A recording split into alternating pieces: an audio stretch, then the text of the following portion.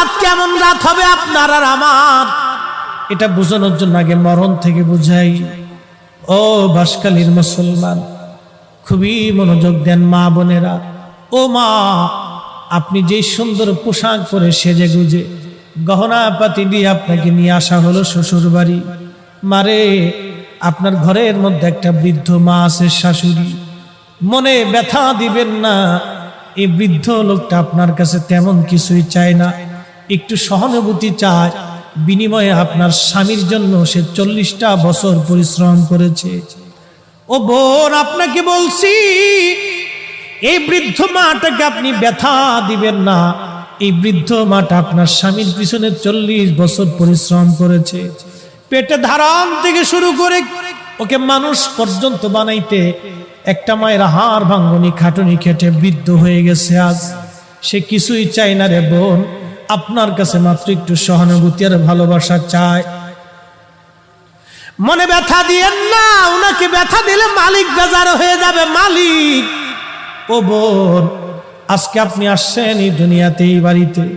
আগামী দিন এই বাড়ি থেকে আপনাকে নিয়ে যাওয়া হবে সাদা পোশাকে, আপনার দামি দামি গহনাগুলি রেখে যাওয়া হবে। বাংলাদেশে একজন ধনী মারা গেল করোনায়। আহা, করোনার সময় মানুষ চেনা গেছে। একজন ধনী করোনার সময় মারা গেল। এই ধনী যখন করোনায় মারা গেল, মারা যাওয়ার সময় সে কয়েক হাজার কোটি টাকার সম্পদ রেখে গেছে। 1 টাকা 2 টাকা না, কয়েক হাজার কোটি টাকা। একজন ধনী মারা গেল 80,000 কোটি টাকা রেখে। 80,000 কোটি টাকা। এখানে সবাইকেও যদি বান্ডিল ধরে মাথায় বাঁধতে বস্তায় দেওয়া হয়, তারপরে মাথায় করে নিতে পারবেন না। 80,000 কোটি টাকা রেখে কবরে চলে গেল একজন ধনী।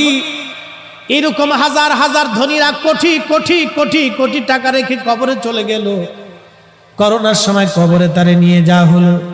ছেলেরা ওই যে সংস্থাদেরকে ফোন দিয়ে বলল, আপনারা আমার বাবার সৎ কাজ করে দেন, করোনা হয়েছে, আমরা কাছে যেতে পারবো না। স্ত্রী গেল না, ছেলে গেল না, বেটার বউ গেল না, নাতিরা কাছে গেল না। তার মানে তার জীবনটাই 16 আনা বৃথা হয়ে গেল। তার জীবনের 4 পয়সাও কোনো দাম নাই। কথা কন ঠিক কিনা? এই মরণের যন্ত্রণাটা কেমন ভয়াবহ, আপনাকে এই মরণের যন্ত্রণাটা বুঝাই।